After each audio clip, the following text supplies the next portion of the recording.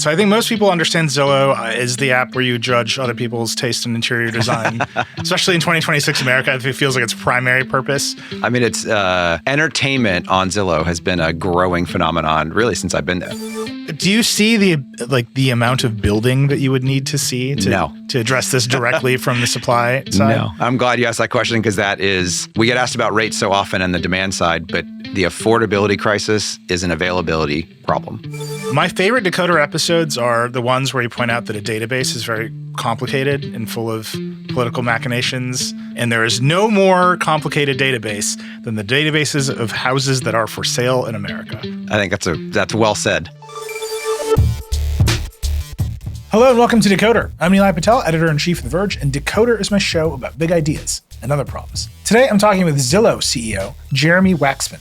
Zillow is one of those apps that really exemplifies what you might call the smartphone era of software. The company built a great mobile app for looking at real estate listings, and it turned that into not just entertainment for so many of us, but what has become a vertically integrated platform for buying, selling, and renting real estate. A popular mobile app like Zillow is really the front end to a big series of databases.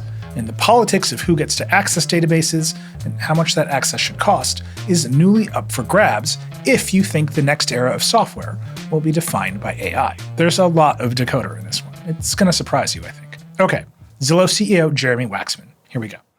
Jeremy Wacksman, you're the CEO of the Zillow Group. Welcome to Decoder. Thanks for having me. Happy to be here. I'm excited to be in person. I love doing these episodes in person. Thank you so much for coming to our office here in New York. Yeah, I mean, we're here for the week. Zillow's 20th anniversary yesterday. We're celebrating it today, so it worked out really well to be in person. So I'm excited to do it. Yeah, it's always a little looser when we're in person. So excited to do it. I'm excited for this episode. Zillow is one of those, it's a tech company. There's platform dynamics. There's a lot to talk about. My favorite Decoder episodes are the ones where you point out that a database is very complicated and full of political machinations and big economic, regulatory disputes. And there is no more complicated database than the databases of houses that are for sale in America. I think that's well said.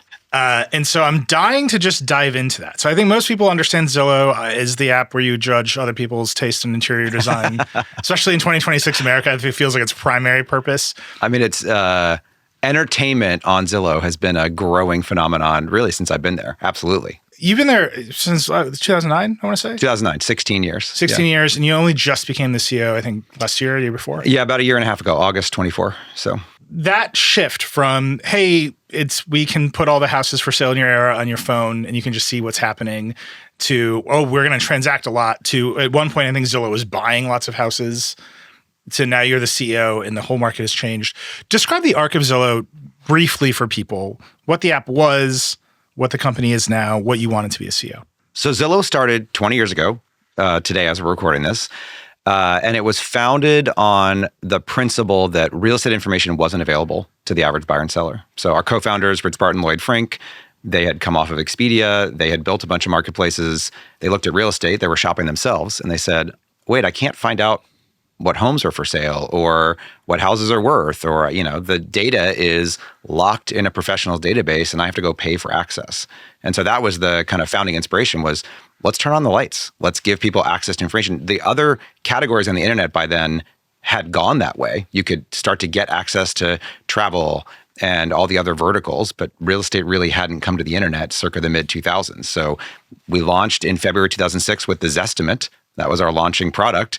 And that was just trying to answer one question, right? Just what are homes worth? Not a perfect answer, but an estimate of, okay, take some comps and build a machine learning model to figure out what these houses might be worth to help you be smarter when you start to shop. And Zillow grew out of that into an advertising business, right? And the first probably decade plus, it was just a classic ads marketplace. It was, okay, let's offer great products to buyers and sellers. They come and use it. They dream, but they also shop and they also buy. And advertisers, professionals are going to want access to that audience. So we'll just sell access to the audience, and sold leads and sold advertising. And probably about, 10, 11 years in, we had built this great brand, right? We were very proud that Zillow was searched more than real estate in Google. That was sort of the, we have become a category term. People love the brand. The cocktail party story was always, wow, can you change my Zestimate? Or, how do you do that? But we're customer obsessed, and we would ask customers how it was going. And they're like, well, I love using Zillow. Like, okay, well then what? Well, I cried when I bought my house.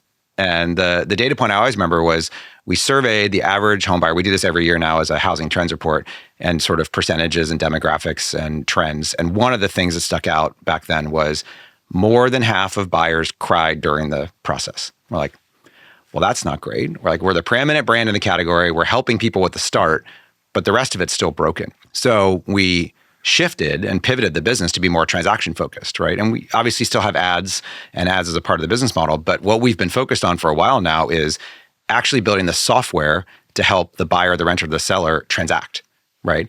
Not just find the agent, but coordinate and collaborate with the agent, the software for the agent to help you buy and sell the house, the software for the agent to help you list the house, the services for you to get the loan from us, the software for you to coordinate all that together.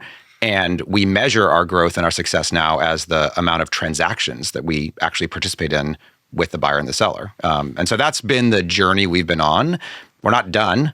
That's, like you said, there's no more complex database than the real estate one. That's what makes building this integrated experience so hard, is you have to coordinate so many things, which we can talk about. But that's really the history of Zillow. And it's fascinating because we're celebrating a 20-year anniversary and the brand has come so far. But the goal of building a one-stop shop for real estate, we're really just getting started. I want to come to measuring transactions, especially in our current real estate market. Sure. Where it seems like transactions are just going to stay low for a while. That initial piece of Zillow, we're going to just show you what houses are available, how much they transacted for. That is just a public database, right? This is just a thing that happens in your area and you can have access to that database. And I would say broadly, the early internet and particularly early mobile, the innovation was often just exposing the database to people, That's right. Packaging it up, making it pretty, saying, here's some information that's available to you that's certainly now on your phone. You know, I'm at a restaurant in some town I'm visiting. I can just see what the houses are worth. Or you're walking the beach and you can say, wow, I want to move here. Yeah. What's that house worth, right? So that's a big public database that created a lot of value for Zillow, created a lot of value for Zillow's users.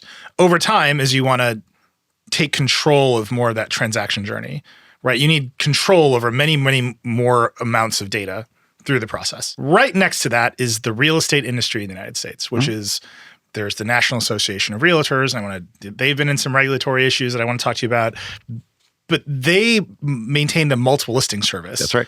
Where it's tempting to think of that as one database, but it's actually like hundreds of databases. Over 500.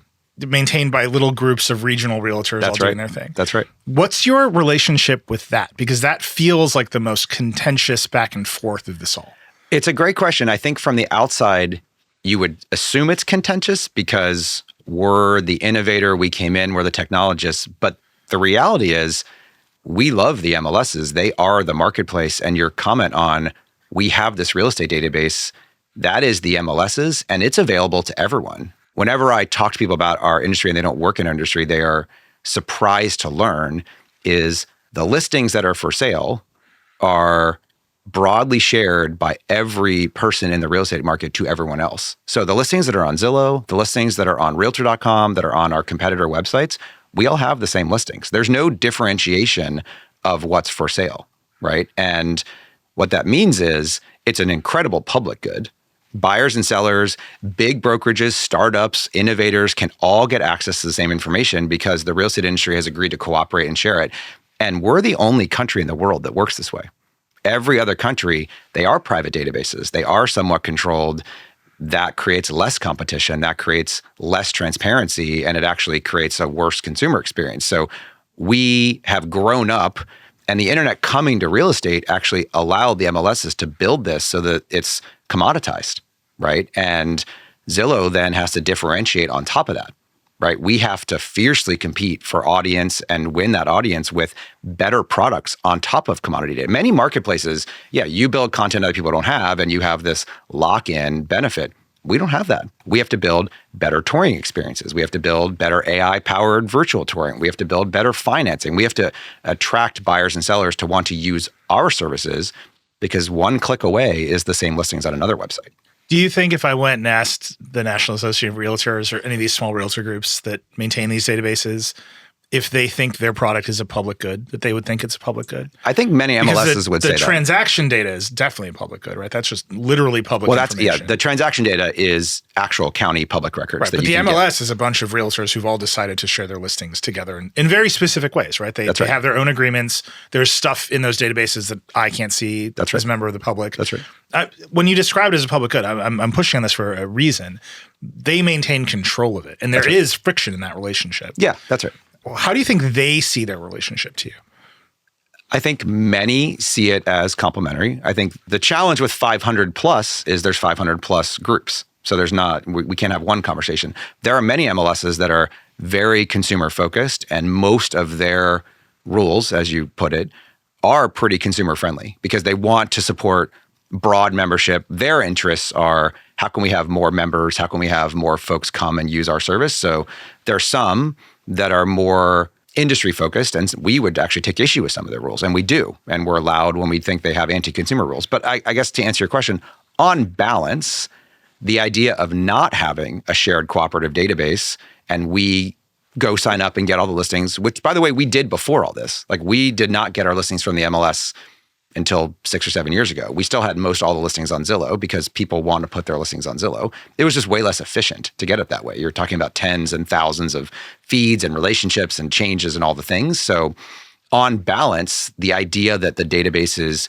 coordinated and broadly available is 80, 90% good. And there's 10, 20%, friction and rules that we don't love, that we work hard to lobby and advocate and change for.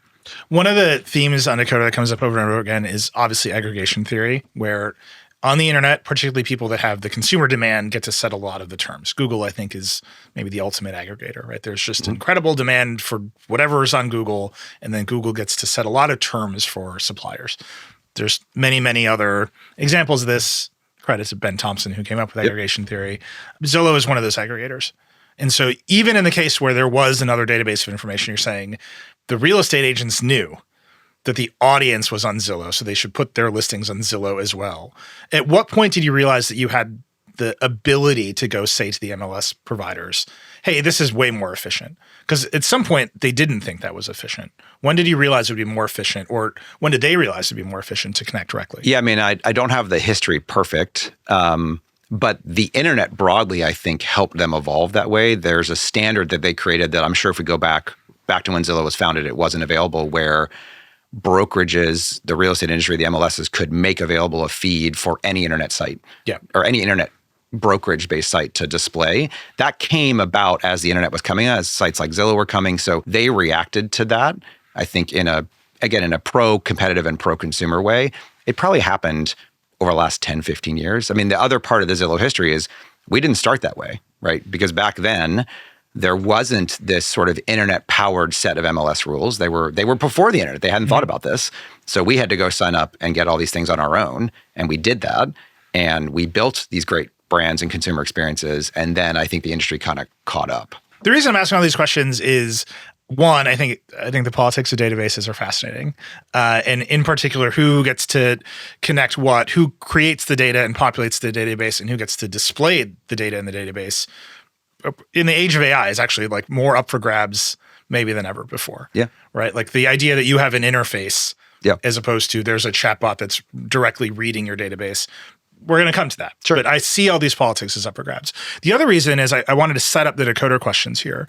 You had a business that was, hey, there are a bunch of public or semi-public databases that we can access to. And our job, as you've described it, is to build the best product on top of those databases and to say, here's the listings, here's the best tour, here's the best photo viewer.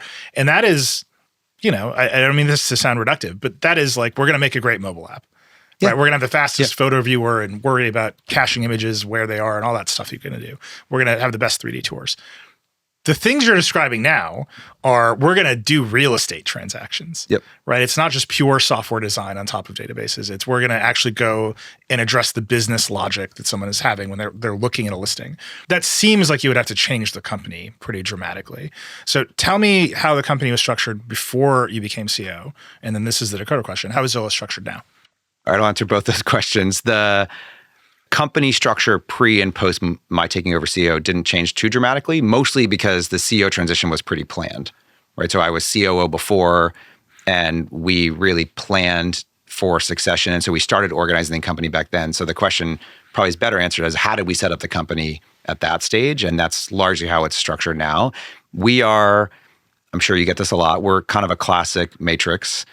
We have functional teams and functional expertise that then sits alongside business groups for our most mature businesses. So great product marketing, engineering, and design teams that are fully integrated with dedicated leaders that matrix into the business team. And most of our mature businesses are run in one group. So that's most of Zillow. What are your mature businesses? So most of our for sale business is how we think about it. We think about for sale and rentals. So most of the buyers and sellers that are using the Zillow brand that you see, and most of the agents that are talking to them, and most of the loans and home loans that you're getting in our residential real estate is kind of the most mature part of, and I don't say mature in terms of market share and growth, but in terms of how long we've been at this. We also have startups, acquired businesses, smaller businesses that we intentionally run more independently for some period of time until we need to think about how to better integrate them. Rentals is a great example. We have a rentals marketplace that's now, north of 20% of our company, but that was largely a startup inside of Zillow for a long time, and it operated and still operates relatively independently with a GM of rentals and had a lot of its functional teams fully owned.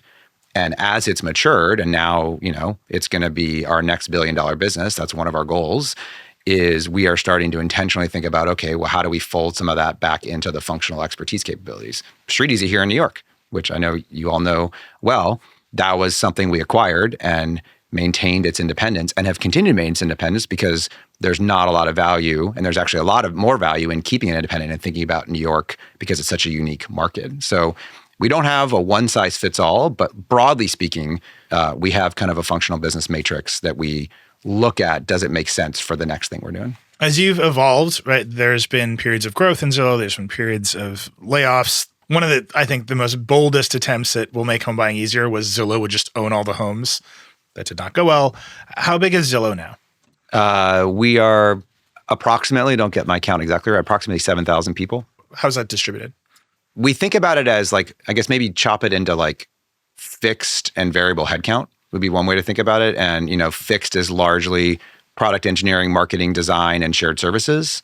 And then variable is sales, operations, support, and things that grow with revenue. So loan officers, rental sales, loosely speaking, it's about half and half.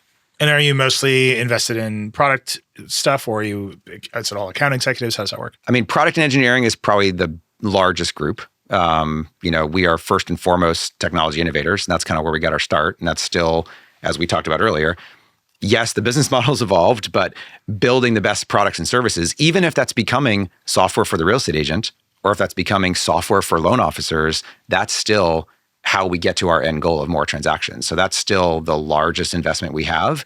But as the businesses are growing, right, staffing more loan officers, staffing more account managers to work with agents, that is variable growth that comes as we see more share come. So those are growing as well. And those are probably on a percentage basis growing more, even if on a dollar basis, that's still a smaller part of the company. Yeah. The other question I ask everybody who comes on Decoder is about decisions. How do you make decisions as CEO? What's your framework? I guess I'm a big believer in find the truth, don't find the right answer. There was a famous quote that I'll get wrong that was humans are naturally biased to want to be right. And sometimes they want to make the argument versus actually seek the truth in the data. So our version of kind of customer obsessed is we're looking for the answer from the buyer or the seller or from the agent using the software. And ideally the data helps us make sure we don't have biases or we re-challenge assumptions. So we push for data where we can get it and data to make decisions. That doesn't mean we wait for data. Sometimes you have to make a gut decision, but often we want to be as data informed as we can. So let me ask you about a big recent decision. I realize it's somewhat controversial. We're talking about databases. And one of the rules that Zillow has is if a property goes for sale, it has to be on Zillow within 24 hours or it's not going to be on Zillow at all. Explain that decision. There's a lot of controversy. There's a lawsuit next to this decision. Explain that decision. You're like, this is the policy and it's going to lead to some controversy. How did you decide, okay, we're going to hold to it? That policy is really about protecting transparency. So back to your earlier question, we all benefit, Zillow and our competitors, from these MLSs have most all available listings for free for us but for free for the agents who work and for free for the buyers and sellers to use any site. There are companies in the space that want to take those listings off the internet and hide them for themselves and not put them as part of the database. And we don't think that's a good thing. And if you look at the other real estate markets in the world, that's how they work. Private databases where you have to pay for access leads to consumers having to pay more. So we think that's a bad idea. And so for us, it was easy to say, okay, well, what we can do as a audience in the industry is we can say, well, we don't think you should be able to free ride and only give the internet the listings that you want and still get access to everyone else's listings. So we won't let you do that on Zillow, right? If you want to do that, then that's fine. You can go operate that way, but we don't want to have that listing. And it was more of a educational tool so that people understood there was a trade-off if they did that, and ideally incense what we already see, which is the majority of sellers and sellers agents, if given a choice, want their listing on the internet and want their listing on as many internet sites as possible, and that's what they'd choose. So the company you're talking about is Compass, which is a reasonably high-end real estate firm. They have a bunch of software of their own. They will happily tell you that they're a tech company. You're obviously in a lawsuit with them. In every other business I can think of, there is some windowing, right? Where you have your first customer. Netflix and TV is a great example of this, right? The movie comes out in theaters. Ted Sarandos has to promise Congress he's going to maintain a 45-day theatrical window if he's going to buy Warner Brothers. Then it goes to, I don't know, it goes to HBO and then to Netflix and then to the Delta seatback. And every one of those is a different payment. And you can see windowing happens across different businesses. Why do you think windowing is inappropriate in the real estate market? Well, I think you should think about real estate more as e-commerce than as premium content, right? And when you're selling a good, you want to advertise to as much demand as possible. Kind of as quickly as possible. I mean, the number one thing, the reason people cry is because it's so hard to buy and sell. And it takes weeks and sometimes months to do it. And you have people traipsing through your house. And you basically have to hire someone to be kind of a part-time job on your behalf to help coordinate all this stuff. So the idea that you wouldn't try and maximize price, when we ask sellers, most people say, no, I want to sell my house for the most I can in as short a time as possible. So that doesn't really fit with trying to window or hold things out or take longer. And so for us, we're like, well, the goal would be to help sellers do that, to help sellers understand that if you want to maximize price, the way to do that is to broadly market your home as quickly as possible. If you don't, and there are rare cases where people don't, you can do that, right? You can sell your home privately. You can opt your home out of the internet because you have privacy concerns. All those mechanisms exist today.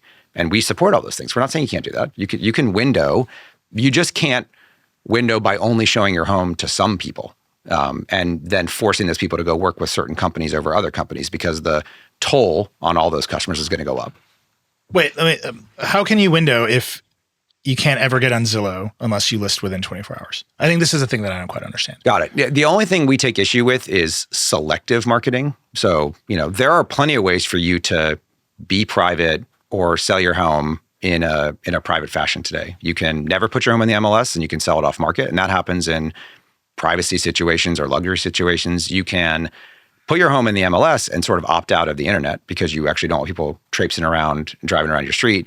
You can hide the address if you have privacy concerns. Like you can take all these steps today. And then of course you can put your home on the MLS and it comes to all the sites. You can also list your home as coming soon in the MLS and say, well, I'm actually not ready to sell. I have to do a whole bunch of work. But I'm going to be selling my home when the spring selling season comes, so I should start to tell people about it. So that's a version of windowing. The common theme across all those is a company is not choosing which customers can get access to the stuff and making it broadly available for some, but not for others, which can lead to all kinds of bad behavior. And you're not telling the seller that by doing so, you're going to get even more money, right? If you're going to forego some demand, that you'll somehow increase price. That's the only thing we say. Well, hey, if you want to do that, like we don't want those listings. The reason I'm pushing here is I think I understand a broad dynamic in this industry, which was there was a pretty big settlement in a lawsuit about realtor fees and broker fees. And now those fees are up for negotiation. And so you can see the big agencies are actually trying to close their little markets, right? They have a lot of listings. And if they can just sell in between themselves, they can sort of pre-negotiate those fees. You can disagree with that reaction, but it's like sort of a rational economic reaction to, okay, we're not going to negotiate broker fees the way we were. We're just going to create a little closed ecosystem. that's right up against you saying actually the ecosystem has to be maximally transparent because you're not actually doing the listings, right? Like you're not the seller's agent in many cases. You're not the buyer's agent in many cases. I know that there's some amount of referral there. So they're trying to protect their cost of actually sort of managing the inventory. How do you reconcile that, right? If that industry was destabilized by a legal settlement and they're trying to find a new equilibrium and you're saying, actually, we're not going to let you make changes. How do you reconcile that? I mean, we reconcile it by like what's best for the seller. I mean, that's again, that is honestly, if we asked 90% of sellers, do you want to do something different? And they said that, we'd go work on that. But you ask sellers, do you want to broadly market your home? Do you want to sell faster and for more money by public marketing? And they say yes. And by the way, agents do too. And I think that's part of the other nuance in this industry that folks don't quite get is a lot of these industry machinations are between the brokers and the MLSs and the associations and NAR and all the legal work. The industry is actually run by over 1 million independently licensed real estate professionals who are independent contractors. And so they inherit a lot of benefits from the companies they affiliate with, but they make their own decisions. And they are fiduciaries in many cases, and they are supposed to disclose the benefits and risks of how you go sell your good to your buyer and seller. So that's what we're trying to help support.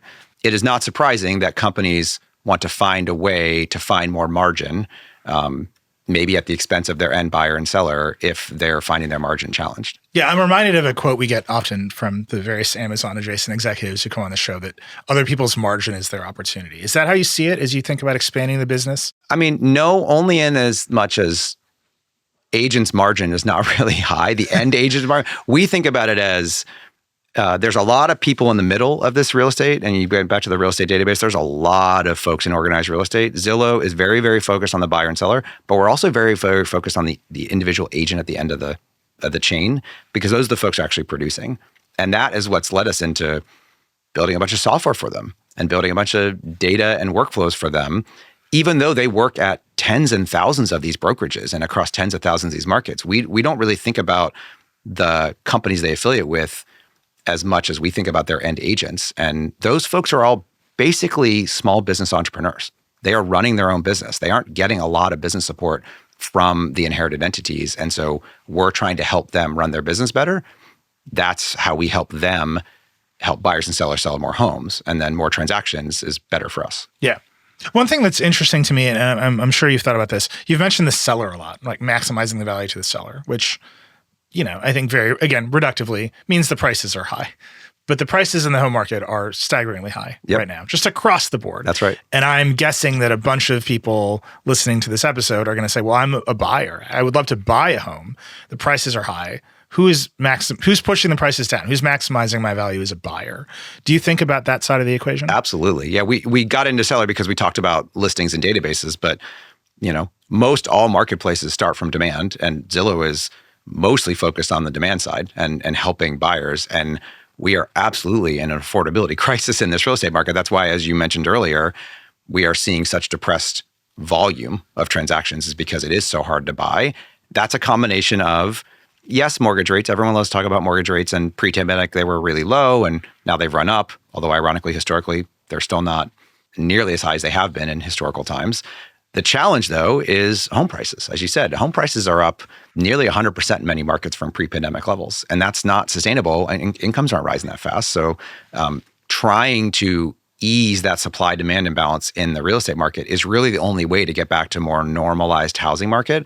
The way I always like to describe that is, in any given year over the last 3-4 decades, about 6 million homes would trade on average, 5.5 to 6 million homes. So that's, 10, 12 million people are going through this part-time job process of moving. The last couple of years, it's been 4 million homes. So we're off 2 million off kind of a normalized market, and it's not really budging. And affordability is the reason. When you say affordability, I know you started by saying mortgage rates, everyone's talk about them. I have any number of friends who have pandemic level 2% mortgages. Yep. They have no incentive Nope. to sell their house. They're just not going to do it until maybe never. I don't think they're ever going to get another 2% mortgage. No, but they may get more comfortable with a 5% mortgage. You ask them 3 years ago, what rate would you have to see? And they say 3. Now 3 or 4 years go by, and there's reasons people want to move that they've been putting off. And now they might say 4, or at some point they'll say 5. So the pent up demand and rates easing will eventually converge, and you'll start to see folks get unstuck from their mortgage more often. Do you see the amount of building that you would need to see to address this directly from the supply side? No. I'm glad you asked that question, because we get asked about rates so often on the demand side, but the affordability crisis is an availability problem. And that's the problem. The US, Zillow estimates, is nearly 5 million homes underbuilt.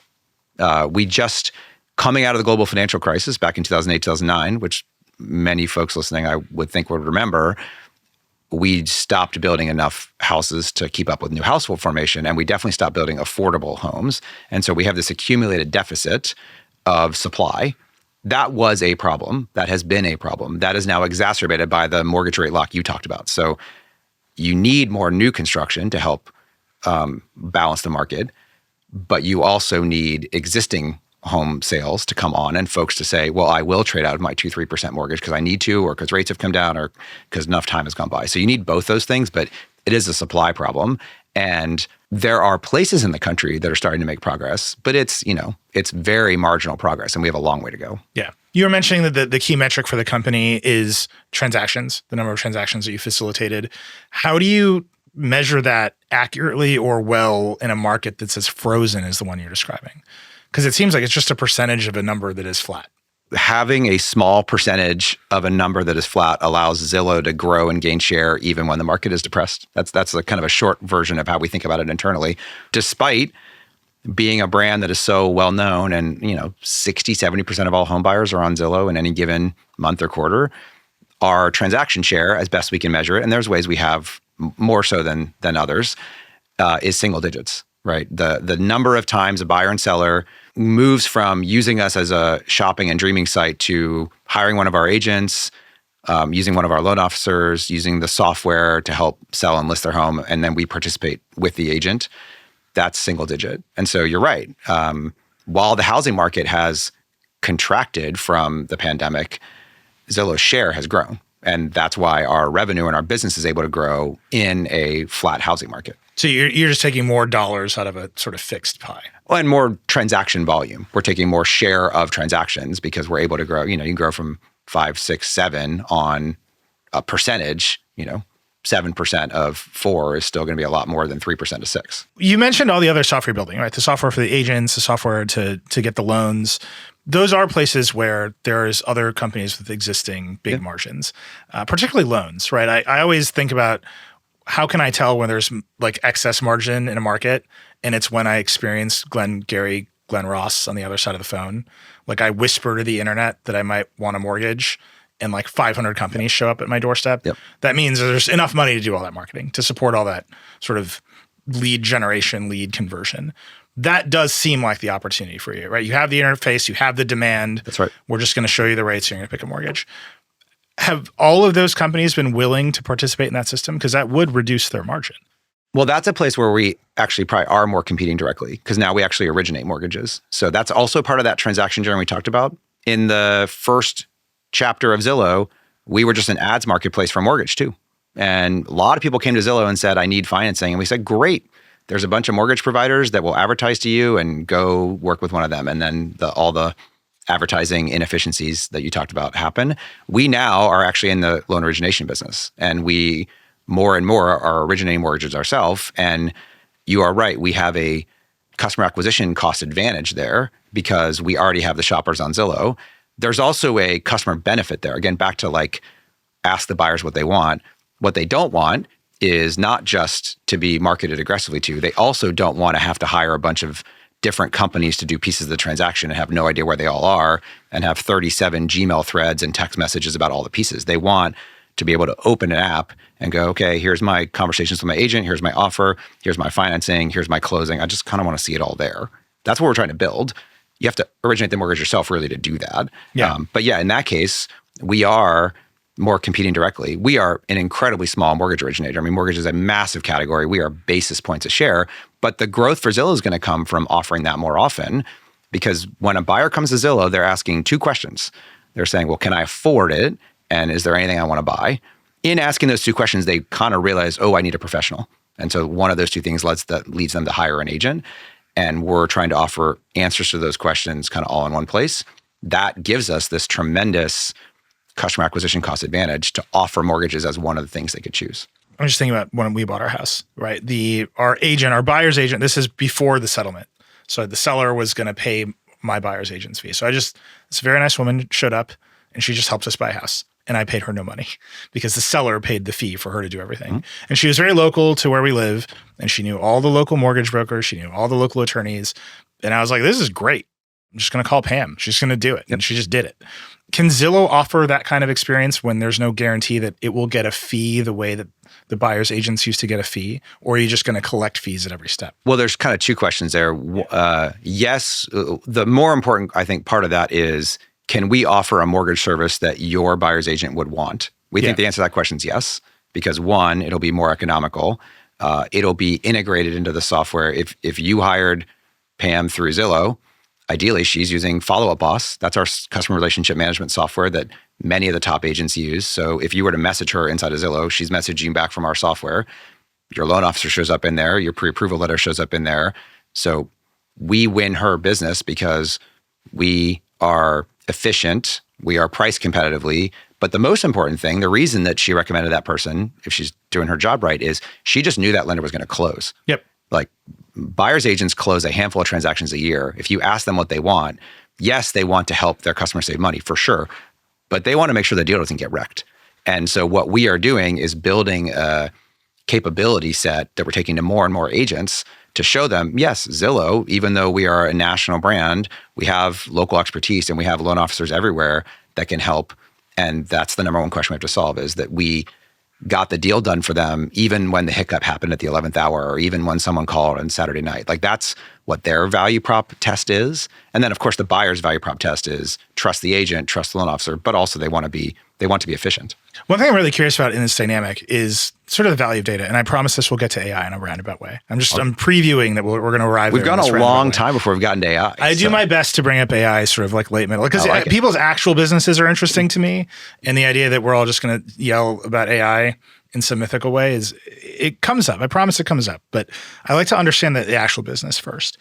And the reason I'm saying I'm going to get to AI with this next question is because real estate is such a local, data poor like business, right? You're just in whatever market you're in. That's right. And those are the houses. And every transaction is different in a way that maybe is not even remotely comparable to the next door transaction that's going to take place. Or maybe it is, but that's why everybody's mad about this estimate, right? Like, there's just something about this market, this business, where the presence of additional data might not actually be helpful, especially if you have to collect that data on the national scale and then tell some local broker or some local agent or some local buyer, some local seller, hey, we know everything. Like, we can definitely close because the data says this national broker that we've partnered with, this national mortgage company we've partnered with is going to close. How do you reconcile that? Because this feels like in order to make the AI tools work, you definitely need to feed them lots of data, but the presence of the data might not actually matter at the local level. I think it depends on the type of data. So let's take two examples you kind of brought up there. So in the mortgage process, the mortgage is, for lack of a better term, a government mandated commodity. I mean, at the end of the day, a conforming loan is eventually sold to a bunch of GSEs, and so it has to fit a bunch of standards, has to be underwritten exactly the same way. So all the data collection for a mortgage is, every company's collecting the same stuff. And so you're, in that case, maybe AI or whatever for more data collection is less interesting on a national or a local scale. But I think your question was also more about, okay, well, you're buying a house in Seattle, and there's only so many houses in my price range in the neighborhoods I want to look at in Seattle. And so what's the value of going after more data? Well, in that case, it's actually more data to help the buyer get a better sense, because what's unique about real estate is you are making a set of trade-offs. It's not like you go to Amazon or you're even shopping for a hotel and you actually have to pick from more supply than you could. You have to make a set of trade-offs when you're buying to say, well, the perfect house is probably never going to come up. It's like what's available in the time frame I have and the price range I have then. And if you did it 10 times in a row in 10 alternate universes, it would play out differently. And so when you're making a set of trade-offs, more data about how to make that trade-off is immensely valuable. So take a product that Zillow offers called Zillow Showcase, which allows AI tools to generate more of a virtual tour and generate more data to learn about whether that house is good for you before you'd have to go get in a car and waste your Saturday going to the wrong houses. That kind of data is immensely valuable because people are in search of basically almost like regret minimization when they're buying in the category. So I think it depends on the type of data, maybe in the transaction, whether it's sort of worth going after and investing in incremental data. Yeah, I'm just thinking about when you say we're going to build a bunch of software for the agents, or we're going to originate a bunch of mortgages. The value of the agent is perfect knowledge of their locality in many ways, or like being able to stage a house. Like it's in the atoms. It's not in the bits. It is in the atoms. Agreed. And those atoms are pretty local. And I'm just wondering, as you say, okay, well, we can definitely say the data shows we will make you more efficient on X dimension, if that's actually convincing. Well, for the agent, the example you just gave, letting them focus on the atoms and not the bits is incredibly valuable. I mean, that's the other thing. If you talk to Pam, she probably wanted to spend time trying to figure out what house you should buy, trying to figure out how to help you. Like the best agents are, yes, they're staging the home, but more often they're negotiators, they're consultants, sometimes they're therapists. They're doing the professional service, client service work, but they're stuck doing all the busy work. Like the customer relationship management software we offer, you go watch, and agents are spending so much of their time follow-ups, responding to the text that came in, checking the item off the to-do list. This is stuff that software and workflow can and should do for them. So if we can generate more data to help take away the busy work, the back office work, so they can kind of do the front office client work, that's intensely valuable to them as small business owners. One of the interesting dynamics, again, of Zillow, it's been around for 20 years. There's been a lot of acquisitions. There's been a lot of growth. You're talking now about pretty much vertical integration in the stack, right? We went from we have a demand and we can showcase this public database to now we work more directly with the hundreds of databases that have whatever dynamics they have to, okay, it's the banks. Like we're all the way up to we're going to make this transaction, and that's our key metric. As you integrate vertically, are you running into regulatory concerns? I know the previous, the Biden FTC would have a lot of concerns about a lot of things. The Trump FTC, the Trump DOJ, they have different concerns, and they express them differently, and like very differently in some cases, but with just as much emphasis, right? I mean, this FTC and this DOJ they're not shy about their opinions. So how has that changed, and are you running into those concerns? I think we have a benefit in that we're so small in that market, right? The market, which is, well, one, we would argue a local share of transactions, but even if you want to think about a national market, a national share of transactions, and we are so small. And then the components of the transactions, mortgage is one of the most regulated markets out there.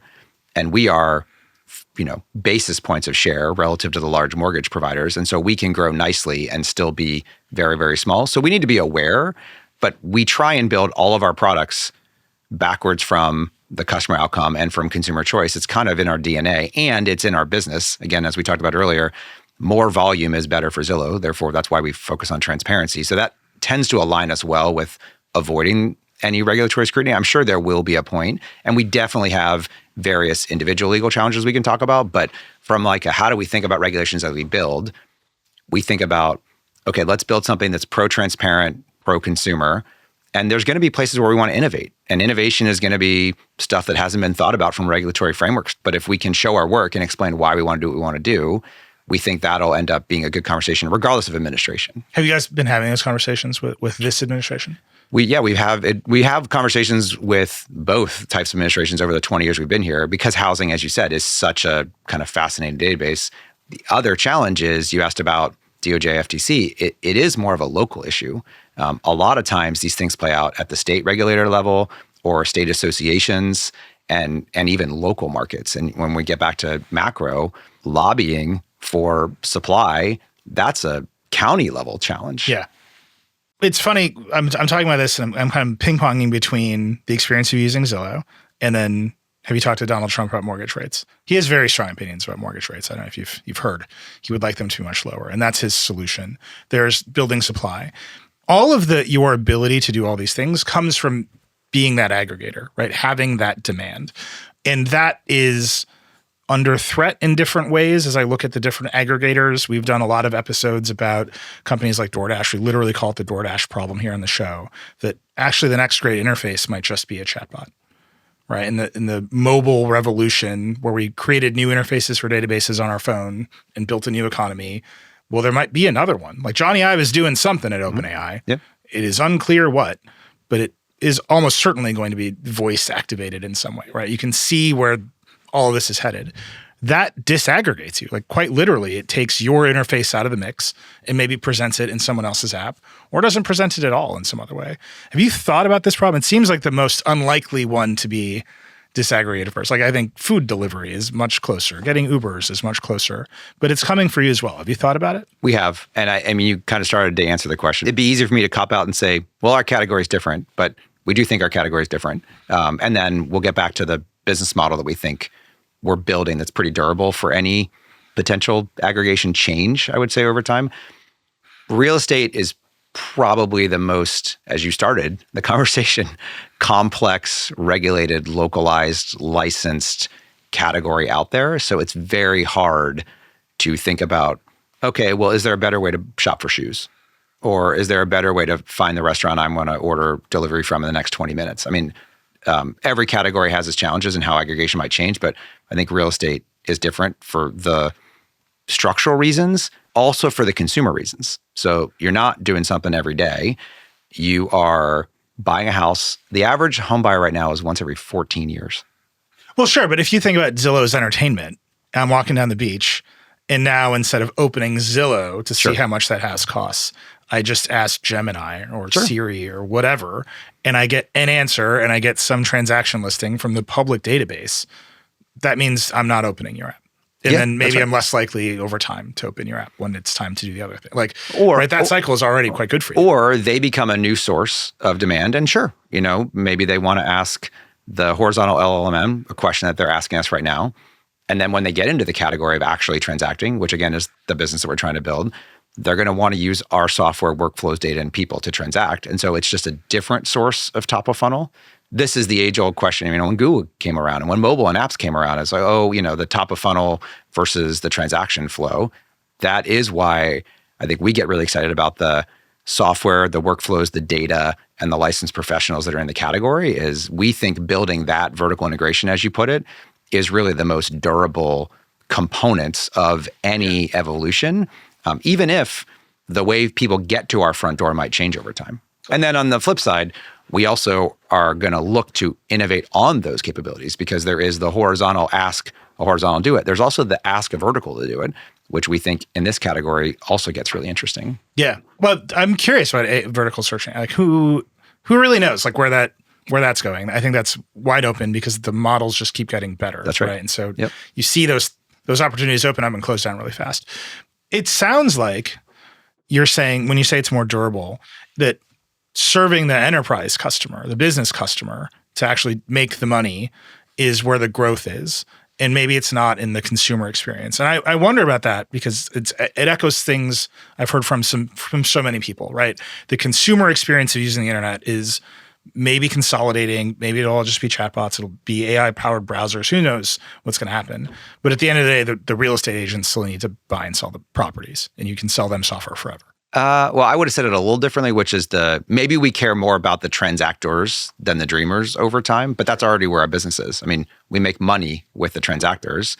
The dreamers and the shoppers and the browsers are efficient tomorrow's transactors, and we love filling that. And the brand stretching across both is a huge CAC advantage and a huge lifetime value customer. So that part we can talk about, but I don't think we would pivot to be B2B focused over B2C focused. I think it's more you would probably think about the transactors as the customer segment, as the more durable part of the customer segment. Yeah, it's that customer acquisition cost I'm actually really interested in, right? If that starts to go up. Yeah. Because less people, you have less dreamers just looking at houses. 80% of Zillow's traffic comes to us free and direct now. Yeah. And so, yes, if that percentage went down, that's a different customer acquisition equation. And we need to be good at where the traffic's going to come from when they get into the category of transactions. All right, let me ask you the question I think everybody thought I was going to ask when I talked about AI. It's the first question my wife asked me. It's the first one that comes up. Every platform that has user content on it, and I would count Zillow as a platform with user content. It's a little different, but it's still user content. It's not yours, is overrun with slop. Like pure AI slop. And I see this in listings now. Actually, you initially saw it with over HDR'd photos. Yep. So then the photos you were looking at had no relationship to reality. Yep. And now you're seeing virtual staging. Yep. It's getting maybe one tick too aggressive. Like it's not actually so easy to just rip out the floor. But here we are, we're going to rip out the floor. And now you're fully virtual tours, like generated 3D tours that maybe show you reality and maybe don't. How are you guarding against that? Because this is, I think, the other big threat to your demand. Having a professional database that has some rules around it is good for this.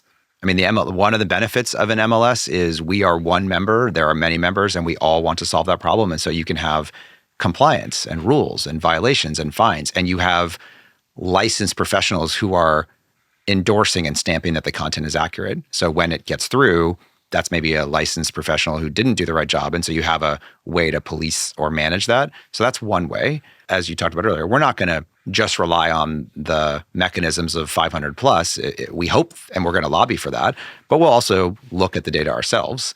And our rentals marketplace is a good example of that, where you don't have the MLS structure and it is long tail user entered directly into Zillow's tools. And so we have to build good compliance tools. I think the nice thing is the benefit in doing it in the real estate market is probably lower because ultimately you're trying to sell the home or rent the place. And if you do it, it might drive top of funnel volume, but the incentive will quickly get squashed because you won't actually rent or sell the place. I think reality shows that dynamic has not played out, right? I mean, you see it everywhere. Every listing I see now has at least over HDR'd photos. Yes. If not the full not every, staging. but you definitely have the content challenges. But the reality is if you can, at the end of the day, someone's going to go tour the home before they buy it. People aren't buying, well, actually that's not true. Some people do buy houses sight unseen, but then they're usually entrusting a professional to go see the house while they're doing it. So someone's putting eyes on the house.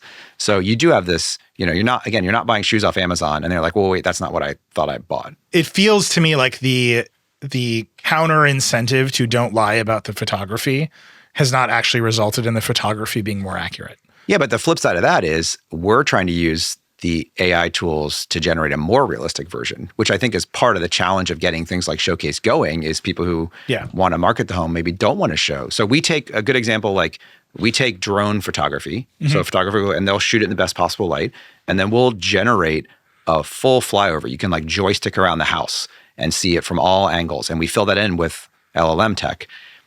That showcases things that maybe they didn't want to show, and that gives you a more realistic sense of the home. And so trying to navigate that balance of, well, maybe I didn't want to market it that way, but if I showcase it this way, I'll actually drive more demand. That's one way we're really trying to drive the right incentive is we can show that when you generate a more realistic version of things, it actually provides more demand and more pull through from buyers if you give them more realistic content, not just staged content. And we're getting to 3, 4, 5% of listings are now doing that.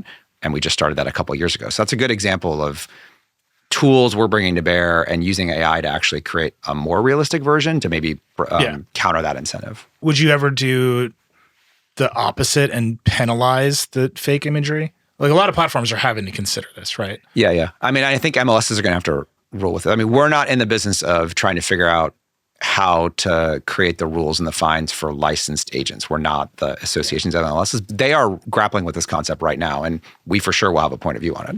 What's your point of view? I mean, we want to create the most fair and transparent and accurate version of a listing as best we can. We started the conversation talking too much to the seller. We started with the buyer, and a lot of our innovations are around, look, more transparency is good.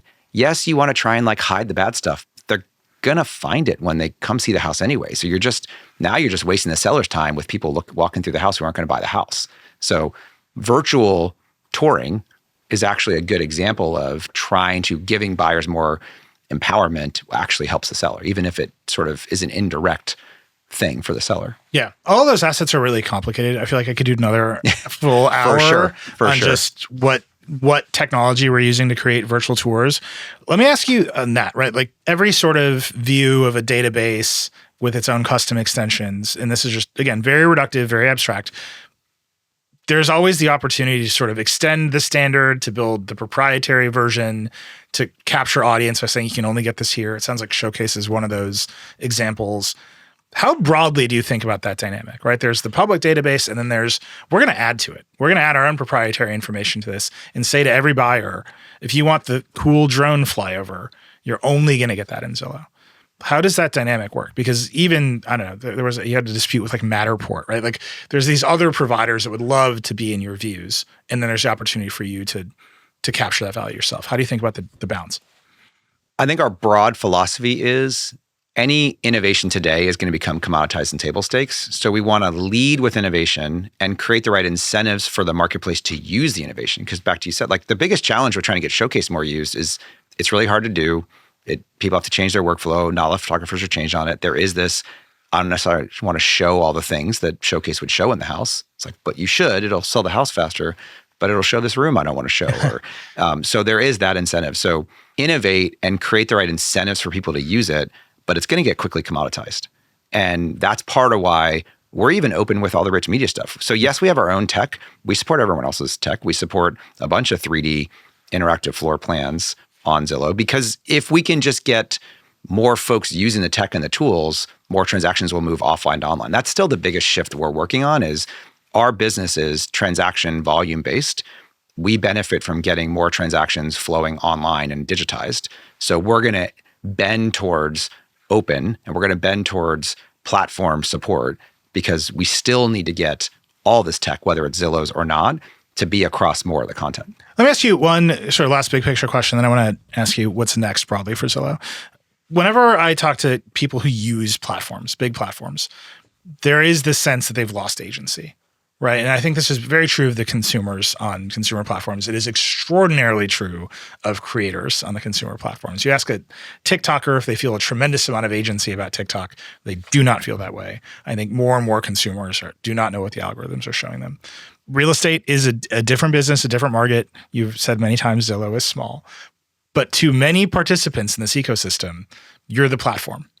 And your rules are what makes things happen. And as you build more software for the agents, the way your platform is designed will shape more of how they do things. Certainly for buyers, the idea that their housing stock options are limited to what they see in Zillow feels like a constraint. How do you give everybody in this ecosystem more of a sense of agency? Because you're the big platform and they don't get to yell at you the way that I get to yell at you.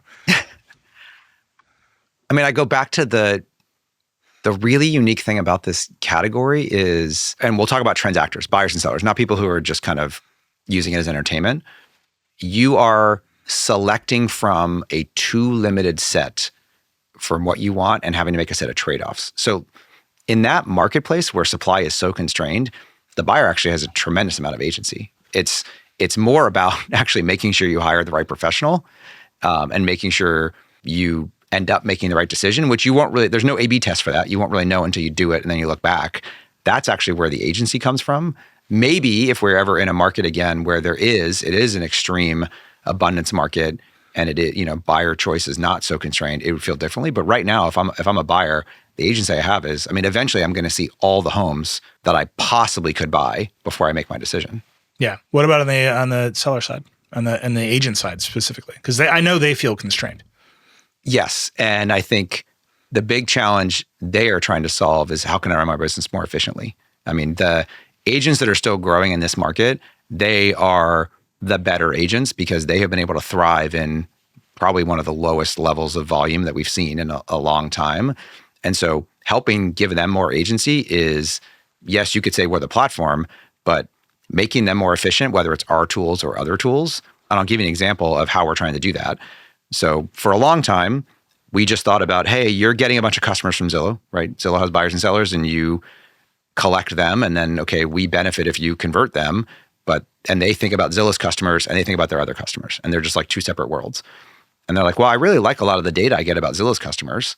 Like, can you help me with those insights about the database of all my other customers? And so we're now launching a software tool that doesn't just give them the thing they're used to, which is if they want to use data on Zillow buyers and sellers, they can. And if they don't have Zillow buyers and sellers, we can't help them. We're actually helping them connect the intelligence and insights from Zillow to the rest of their data, even if they're not Zillow customers. And so you could say that's Zillow providing more software and tools, but it's also us opening it up and giving them more agency to run the rest of their business the way they want. Yeah. Zillow is 20 years old. You're about to leave here and go ring the bell on the stock exchange. What's next for the company?